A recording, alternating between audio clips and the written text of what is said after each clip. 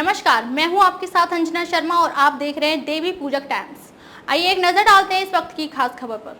NCR में greater Noida सबसे प्रदूषित शहर, AQI 480 के पार, राजधानी में सांसों पर संकट।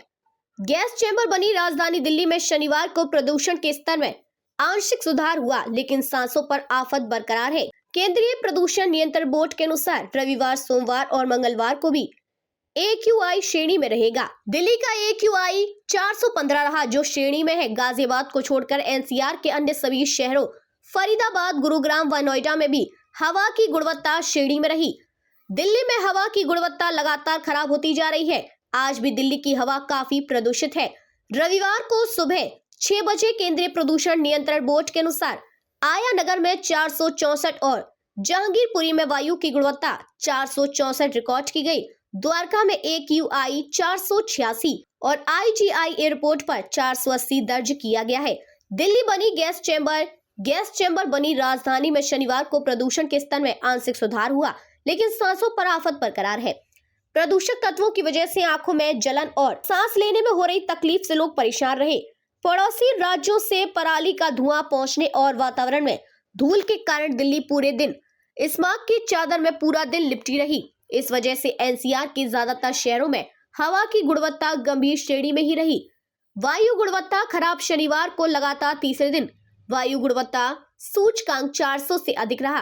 केंद्रीय प्रदूषण नियंत्रण बोर्ड CPCB के अनुसार रविवार, सोमवार और मंगलवार को भी AQI श्रेणी में ही रहेगा। दिल्ली का AQI 415 रहा, जो श्रेणी में है। एक दिन पहले यह श्रेणी 468 था। ग्रेटर नोएडा देश में सबसे अधिक प्रदूषित शहर। शनिवार को भी ग्रेटर नोएडा देश में सबसे अधिक प्रदूषित शहर रहा। वहां का AQI श्रेणी में 490 दर्ज किया गया। गाजियाबाद को छोड़कर एनसीआर के अन्य सभी शहरों फरीदाबाद, गुरुग्राम व नोएडा में भी हवा की गुणवत्ता श्रेणी में रही। गाजियाबाद में हवा की गुणवत्ता बेहद खराब श्रेणी में 394 रही। दिल्ली में लागू हो सकता है 8 इवेंट। दिल्ली में वाहनों को लेकर 8 इवेंट लागू हो सकता है। दिल्ली सरकार के एक वरिष्ठ अधिकारी ने कहा कि प्रदूषण का बढ़ना नहीं रुका तो इस बारे में विचार किया जाएगा। पर्यावरण मंत्री गोपाल राय ने कहा कि प्रदूषण एक बड़ी समस्या है। हम उन सभी संभावनाओं पर विचार कर रहे हैं जिनसे प्रदूषण रोका जा सके। इसमें 8-11 भी शामिल है।